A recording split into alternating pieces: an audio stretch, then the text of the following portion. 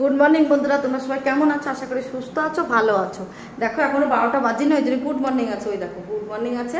এখন আমার রান্না বান্না জামা কাপড় কাচা সব কমপ্লিট। বাইরে পোছাও লাগানো হয়েছে, শুধু ভেতরটা পোছা লাগানি বাকি। আর বাথরুমটা আগে আমার ছেলে খেতে বসেছে, খেয়ে নুক।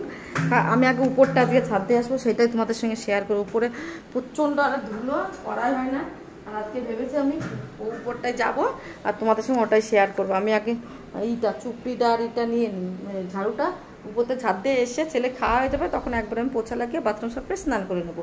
ঘরটা মুছি দেখো, বেশি একটা বাজেনি তো, ওই জন্য আজকে টাইম আছে, একটু করে নিই সব কাজ। রান্নাটা হয়ে গেছে, রান্নাটা হলো মেন, জানো তো সবার। চলো উপরে যাওয়া যাবে, এইটা নিয়ে কে জানে। দাঁড়াও ভাই, একটু ব্যবস্থা করি, কি করে ব্যবস্থা করি। হ্যাঁ, এরকম ব্যবস্থা করলে হবে।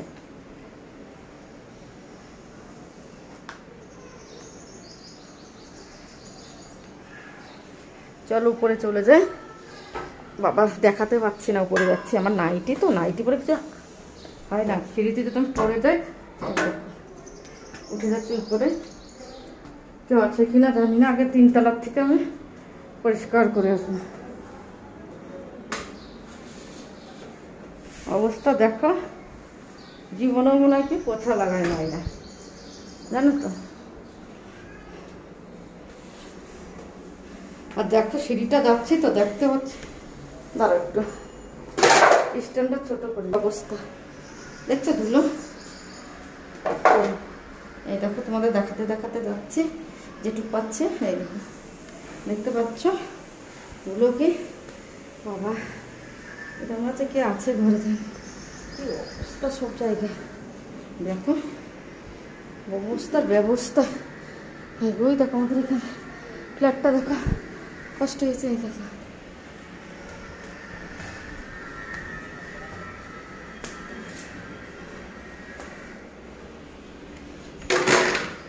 দেখো, এইখান থেকে তোমরা দেখো, দেখতে পারবে কি?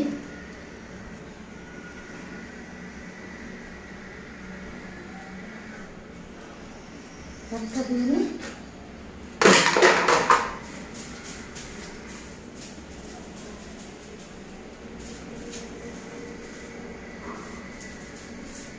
দেখো তোমরা, তোমাদের দেখিয়ে দিচ্ছে। আমি ছাদটা একটুখানি কর্নারটা ঝেড়ে মানে ঝাড়ু লাগিয়ে চলে এসেছে, সেটা আর ক্যামেরা বন্দি করিনি। সেটা আবার ক্যামেরা বারবার উপরে উঠানে নামানে করতে গেলে না আমার ক্যামেরাটা পড়ে যাবে, ভয় লাগে। আর সিঁড়ির না লাগানো হয়নি, রেলিংটা লাগানো হয়নি। একজনকে দিয়েছি পয়সা নিয়ে, সে কাজই করে দিচ্ছে না, জানো কি এত রাগ হচ্ছে। তোমার দাদাভাইকে বলেছিলাম ওনাকে দিতে, আমার পছন্দই ছিল না ওনাকে, তবু তোমার দাদাভাই দিয়েছে।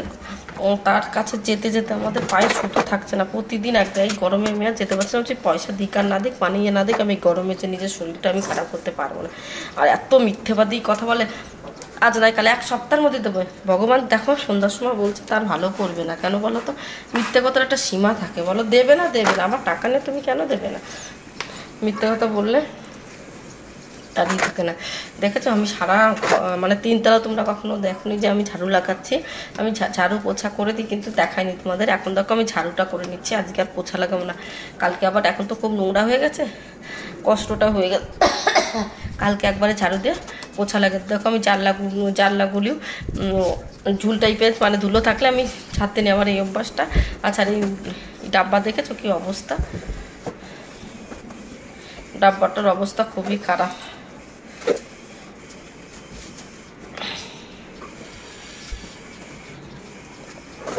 ডাব্বাটা এখানে রেখেছি। একটা ডাব্বা মানে কি বলবো, 3টে ডাব্বা আছে, রাখারই জায়গা নেই। রোদ্দুরে আমাদের একটা মানে এরকম ডাব্বাটা ছিল, সেই রোদ্দুরে থাকতে থাকতে ফেটে গেছিলো। এখন আর আমি ছাওয়ায় রেখে দিয়েছি। দেখো ওরা জাঙ্গিয়া রেখে দিয়েছে। আর সবার দেখো, আমি কিন্তু ঘর ভাড়া দিই, কোনো ঘর মালিক করে কিনা জানি না।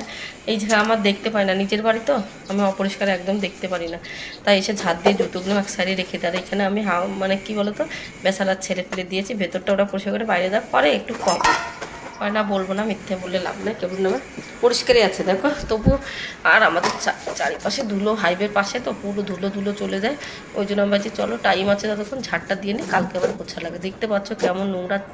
আমি ওদের বলেছি নিচেরটা মার্বেল আছে নিয়ে আসে দে, এখানে রেখে দিয়ে জুতোটা রেখে দিয়ে আমি রোজ তালি পোছা লাগিয়ে যে ওরা এনেই দিচ্ছে না। এত রাগ হচ্ছে কি বলবো তোমাদের।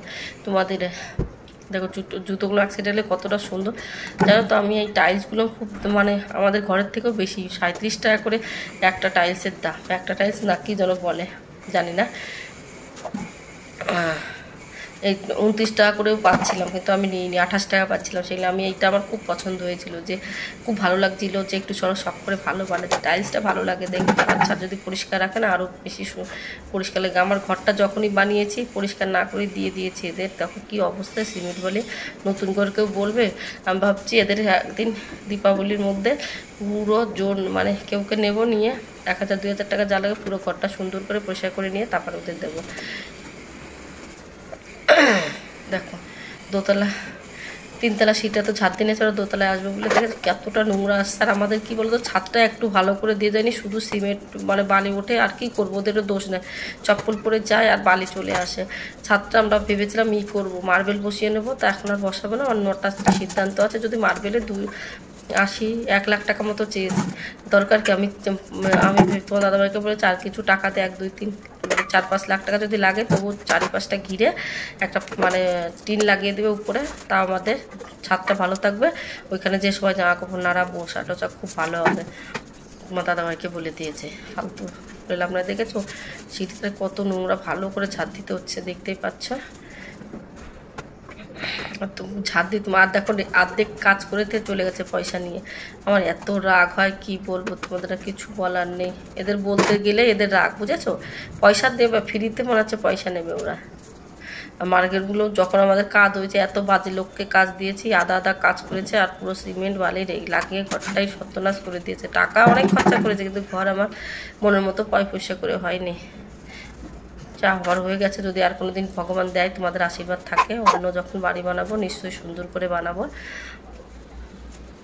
চেষ্টায় আছি। ভগবান দেখি কী করে, ভগবানের কাছে সব কিছু তো, আমাদের হাতে কিছুই নাই, আমরা শুধু উপরে বলতে পারি। দেখে তো নোংরাটাই হয়ে গেছে। আর সিঁড়িটা এটা ওই সাইডটা আমি কত চটি দেখতে পাচ্ছ, ক্যামেরাটা নিচে নামিয়ে নিয়ে তারপরে দেখি দিই সাইডটা ঝাড় দিই। সবাই ডিউটিতে গেছে, তাও এত চটি এদের ছাদ দিয়ে চটিগুলো আমাকে সাইডে রেখে দিচ্ছি। কেউ কোনো ঘর মালিকেরা কেউ নি অন্যের চপ্পলে হাত দিয়ে ঝাড়ু লাগাবে না, আমি ঝাড়ু লাগিয়ে দেবো। তবু দেখো ওদের একটা কাজের কথা বলবো, ওদের কাজ তা ওরা করবে না। কত ধুলো দেখতে, টাইলসটা এত সুন্দর, যদি পরিষ্কার রাখা যায় খুব ভালো লাগে। কি করবে, ওরা রাখতে পারে না। আর সারাদিন বেচারা কাজ করে, এসে কত করবে বলো, ওদেরও দোষ না। আমরা দেখো বাড়ি বসে পরে পরিষ্কার করতে, ওরা সব কোম্পানির থেকে এসে কে করবে, অত ইচ্ছা কেন। আর এখন কি বলো তো, সবচেয়ে বড় শত্রু কি, মোবাইল হয়ে গেছে না। সেই মোবাইল ধরবে, কোনো কাজ করবো পারে। বিহারিরা কি বলোই তো, তোমরা জানোই একটু নোংরা টাইপের হয় ওরা, একটু নোংরা টাইপের, বেশিরভাগই নোংরা টাইপের হয়। সে 100 জনের মধ্যে 99টা জনই নোংরা হয়। দোতলাও ঝাড় দেওয়া হয়ে গেল, এবারে 1তলা সিঁড়িতে চলে যাচ্ছে। আর 1তলা থেকে আমি প্রতিদিন ঝাড় দিয়ে আর পোছা লাগাই। এই সেইটা দেখো একটু নোংরা নয়, দেখবে ওই নোংরাটা পড়েছে, কিন্তু একটু অত বেশি নোংরা নাই, দেখতে পাচ্ছ। দেখো বেশি একটা নোংরা আছে, আমি ঝাড় দিয়ে করি প্রতিদিন। দেখো নোংরা আছে, দেখতে পাচ্ছ। আর উপরের যে নোংরাটা পড়লো ওইটুকু, আর ছাড়া নোংরা থাকে না এই সিঁড়িতে। এখন নিচের তলায় চলে যাচ্ছে। দেখো সিঁড়িগুলো লাগিয়েছে, আধুরে লাগিয়ে রেখে গেছে পয়সা নিয়ে। আর সিঁড়িগুলো সব যেতে আসতে ভেঙে ফেলে দিয়েছে। কাকে বলবো যে তুমি ভেঙেছো, দেখতে পাই না, তাই না, কেউ নাম নেই তো বলা যাবে না। দেখো নোংরাটা নিচে ফেলে দিয়েছি। দেখো যেখানে যেখানে দেখছে সেখানে ঝুলটা ছেড়ে দিচ্ছে, ঝুল থাকা ভালো না। এই দেখো ইটি সব করে দিচ্ছি, দেখতেই পাচ্ছ। স্পিড করছি তাহলে কি, তো সুন্দর করে যেখানে যেখানে ঝুল দেখছে ঝেড়ে দিচ্ছে, ওটা ঝাড়ুখানে বাইরেটা পরিষ্কার থাকলে তাহলে ওদের বলেছে ভেতরটা তোরা চকচক রাখবে, বাইরে আমি করে দেবো কেন বলো তো। তখন নিচেই চলে এসছে। নিচেটা সিঁড়িটা তো আমাদের এরকম বানিয়েছে, আগে বাইরে দিয়ে বানিয়েছিলাম, সোসাইটির লোক ভেঙে দিয়েছে, ওই জন্য আর হয়নি। ওটা বাইরে দিয়ে বানিয়েছিলাম, এইখানটায় সেটা করলেও বেশি ভালো লাগতো। চলো যা আবার হচ্ছে। দেখো এই টাইলসটা কত ভালো লাগছে। মানে নিচে তো আমি পোছা লাগিয়ে গেছি জানো তো, আবার লাগাতে হবে, সেই ধুলো পড়ে গেছে, কোনো ব্যাপার নাই, লাগিয়ে দেবো। দেখো কি ধুলো পড়েছিল বলো, আমার কমপ্লিট হয়ে যাচ্ছে। দিদি পুরো ঝাঁতে এসে ওরা বাথরুমটা পরিষ্কার করে দিই, বাথরুমটা রোজই পরিষ্কার করি। এখন বাথরুমটা তোমাদের অনেকদিন দেখানো হলে পরিষ্কার করে আজকে দেখিয়ে দিই, পরিষ্কার করে নিই। দেখুন তারপরে হলো এটা এখন খাই গেল ভগবান। দেখো আমি চলে এসে ওরা বাথরুম পরিষ্কার করতে বলেছিলাম না যে সেইটা ছাদ দিয়ে এসে বাথরুম পরিষ্কার করবো, তারপরে স্নান করবো, বাথরুম পরিষ্কার করতে। আমি তো রোজই বাথরুম পরিষ্কার করি, আজকেও করে নিচ্ছি। বাথরুম পরিষ্কার না থাকলে একদম ভালো লাগে না, জল ঢেলে ঢেলে ভালো করে পরিষ্কার করে নেবো। আর দেখো দেখতে পাচ্ছ, আর আমাদের কী বলেছে নীল কালারটা কেমন চমক, কাল আমি যদি সাদাটা নিয়ে যেতাম না, টাইলস হেভি পরিষ্কার মানে চকচক চকচক বেশি করে, উপরে সাদা আছে ভালো লাগে। দেখো আমার এমনি টপটা একটু নোংরা থাকে না, আমি রোজ পরিষ্কার করি। কী বলতো সবাই বসে বসে বাথরুম করে তো ইঁদুর ইঁদুর ইঁদুর খায়ে ফেলবে না, খেয়ে তো ফেলবে না, কিন্তু এই যে আটা ফাটার মধ্যে চলে আসতো যদি চিৎকার না করলে। দেখো এবার আমি লিকুইড নিয়ে এসে লিকুইড দিয়ে নিচেটা পরিষ্কার করে দিচ্ছি একবারে। তোরা হাতগুলো কেন হাত দিয়ে করো, হাত দিয়ে করলে বেশি ভালো হয়। আমাদের বাথরুম তো রোজে ধোয়াই, আমাদের নোংরা থাকে না, বা হাত দিয়ে ডলে ডলে নেবো, তাই কি নিজের জিনিস নিজে যত্ন করে রাখবো, কোনো অসুবিধা হবে না। লিকুইডটা নিয়েছি, লিকুইড দিয়ে আমি দেখো ধুয়ে দিচ্ছি, কত সুন্দর পরিষ্কার হয়ে যাচ্ছে, দেখতে কত ভালো লাগে বলো তো। এবার জলটা দিয়েছে, আর জলটাতে পাইপ দিয়ে টেনে দিচ্ছি, উনি জল থাকবে না। এবার দেখো এই সাইডটায় চলে এসে লিকুইডটা ঢেলে নিয়েছি। এবার ভালো করে দরজাটা একটু নিচে নিচে কী হয়েছিল বলো তো, আমাদের তো কাজ করেছে এখানে, ওই জন্য নিচের দরজাটা সেই সিমেন্ট বালি ছিল, আস্তে আস্তে ডলতে ডলতে অনেকটা কমে গেছে, আর সামান্য কিছু, ওই জন্য আমি রোজই একবার করে ঘষে নিই, ঘষলে যদি একটু ভালো থাকে। দরজাটা ধুয়ে নিলে এবার এইখানটাও আমার হয়ে গেছে, ধোয়া কমপ্লিট হয়ে গেছে, আর একটুখানি হলেই বাথরুমটা কমপ্লিট হয়ে যাবে ধোয়া। এই দেখো বাথরুম ধুয়ে দিচ্ছি, আর ওয়াইফাই দিয়ে জলটা টেনে দিই, না কে এসে ডুব করে পড়ে গেলে হয়ে যাবে, সব নাম বেরিয়ে যাবে। আর এই সময় ধুলে কি আগে তো বাড়িতে কেউ নাই, তোমার দাদা ভাইও নাই, আমার ছেলে নয়, জন্য এই সময় ধুলে শুকনো হয়ে যাবে। দেখো এবার চলে এসেছি বেসিনটা পরিষ্কার করতে। এটা কি বলো তো, রোজ পরিষ্কার করলো সেই ধুলো পরে রাতে যেন একটা ধুলো ছাপ হয়ে যায়। তোমার দাদাভাই বলো উঠবে না, আমি দেখো উঠিয়ে দেবে, মুছে রেখে দিয়েছি তো, একটু পরে এসে রেখে দেবে। দেখো একটা করা হয়ে গেছে, ওরা এইটা চলে এসেছে, আমার দুটো গেছে, এইটা হলো এই বাথরুমের সঙ্গে, ওইটা হলো ওই বাথরুমের সঙ্গে।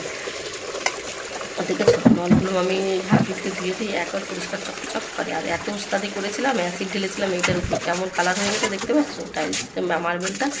উস্তাদি তোমরা কিন্তু করো না আমার মতো পাগলের মতো। ওই এই দেখো শুকনো কাপড় দিয়ে মুছে দিচ্ছি, তাহলে দাগটা থাকবে না। অনেকটা উঠিয়ে গেছে, আর একটুখানি গেছে অ্যাসিড ঢেলেছে, পড়ে গেছিলো। দেখো সব ব্যাচিংগুলো পরিষ্কার করে চলে এসেছি। বাথরুমের এই কাজটা মুছতে ভুলে গেছিলাম, কি বলবো। তারপরে এখন মনে পড়েছে চলো কাজটা মুছে দিই, কাজটাই ধুলো হয়ে গেছে। আর তোমার দাদাভাই সব সম্পত্তি আছে এর মধ্যে, দেখতে পাচ্ছ।